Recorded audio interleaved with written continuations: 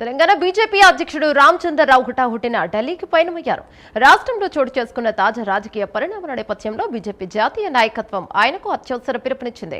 బండి సంజయ్ కుమారుడి వివాదాస్పద ఎపిసోడ్ కు సంబంధించిన పూర్తి నివేదికతో పాటు ఇటీవల రాష్ట్రంలో జరిగిన పార్టీ కార్యక్రమాలపై అధిష్టానం ఒక స్పష్టమైన నివేదికను కోరినట్టుగా తెలుస్తోంది. మరోవైపు త్వరలో జరగబోయే కేంద్ర కేబినెట్ పునర్వ్యవస్థీకరణ నేపథ్యంలో రామచంద్రరావు ఢిల్లీ పర్యటనకు మరింత ప్రాధాన్యత సంతరించుకుంది.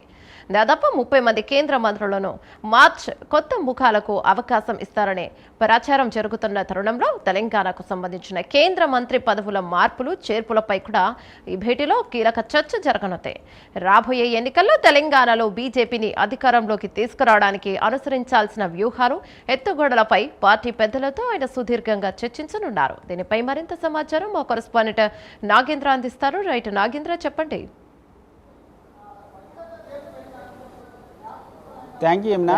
ఈరోజు ఢిల్లీ కేంద్రంగా తెలంగాణ బీజేపీకి సంబంధించినటువంటి కీలక పరిణామాలు చోటు చేసుకోబోతున్నాయని చెప్పాలి. ఎందుకంటే హైకమాండ్ నుంచి తెలంగాణ బీజేపీ రాష్ట్ర అధ్యక్షుడు రామచంద్రరావుకి పిలుపు రావడం జరిగింది. ఈ సందర్భంగానే రామచంద్రరావు ఢిల్లీకి వెళ్ళినటువంటి పరిస్థితి ఉంది. ఈరోజు ముఖ్యంగా ఢిల్లీలో హైకమాండ్కి సంబంధించినటువంటి పెద్దలతో అధ్యక్షుడు సమావేశం కాబోతున్నారు. ఈ సమావేశంలో ప్రధానంగా తెలంగాణ రాష్ట్రంలో జరుగుతున్నటువంటి తాజా రాజకీయ అంశాలపైన కీలకంగా చర్చించబోతున్నారు. ఎందుకంటే ప్రధాని మోడీ తెలంగాణ రాష్ట్ర పర్యటన తర్వాత జరుగుతున్నటువంటి పరిణామాలు కానీ, అదేవిధంగా బండి భగీరథకి సంబంధించినటువంటి పోక్సో కేసు నమోదైన తర్వాత దానికి సంబంధించినటువంటి పరిణామాలతో పాటు మరొకవైపు హైకమాండ్ బండి భగీరథకి సంబంధించినటువంటి కేసుకు సంబంధించి పూర్తి స్థాయిలో నివేదికని సమర్పించమందనేటటువంటి వార్తలు వినిపిస్తున్నటువంటి తరుణంలో ప్రధానంగా ఆ నివేదికను సమర్పించడంతో పాటు అదేవిధంగా తెలంగాణ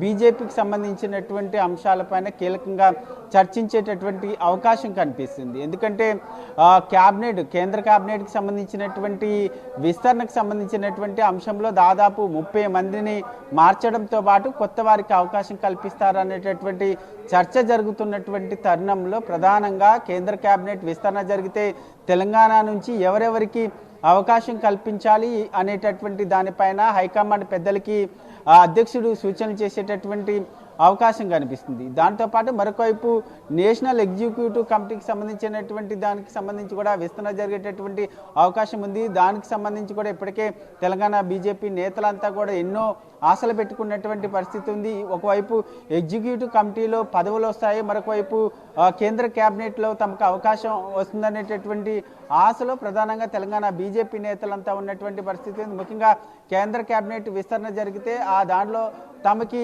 చోటు కల్పిస్తారనేటటువంటి ఆశలో ప్రధానంగా తెలంగాణకు సంబంధించినటువంటి బీజేపీ ఎంపీలు అటు ఈటెల రాజేందర్ కానీ, మరొకవైపు డీకే అరుణతో పాటు మరొకవైపు రఘునంద, అదేవిధంగా ధర్మపురి, ఈ నలుగురు కూడా ఎన్నో ఆశలు పెట్టుకున్నటువంటి తరుణంలో అధ్యక్షుడు ఎవరి పేర్లను సూచిస్తారనేటటువంటి చర్చ కూడా జరుగుతుంది. దాంతోపాటు మరొకవైపు ఇతర కీలక సీనియర్ నేతలంతా కూడా తమకి నేషనల్ ఎగ్జిక్యూటివ్ కమిటీలో చోటు దక్కుతుంది అనేటటువంటి ఆశలో ఉన్నటువంటి పరిస్థితి ఉంది. దీంతోపాటు మరొకవైపు తెలంగాణ రాష్ట్రంలో జరుగుతున్నటువంటి ముఖ్యంగా ప్రభుత్వ ప్రజా వ్యతిరేక విధానాలకు సంబంధించినటువంటి అంశంలో రాబోయేటటువంటి రోజుల్లో ఎటువంటి భవిష్యత్ కార్యాచరణతో ముందుకు వెళ్ళబోతున్నారు అన్న దానిపైన కూడా అధ్యక్షుడు హైకమాండ్కు సంబంధించినటువంటి పెద్దలకి వివరించేటటువంటి అవకాశం ఉంది. దీంతో పాటు మరొకవైపు రాబోయేటటువంటి అసెంబ్లీ ఎన్నికల్లో కాషాయ జెండా ఎగరేస్తామనేటటువంటి ధీమాలో ఉన్నటువంటి తెలంగాణ బీజేపీ నేతలకు హైకమాండ్ పెద్దలు ఏం సూచనలు చేస్తారన్నది మాత్రం చూడాల్సినటువంటి అంశంగా కనబడుతుంది. యమునా.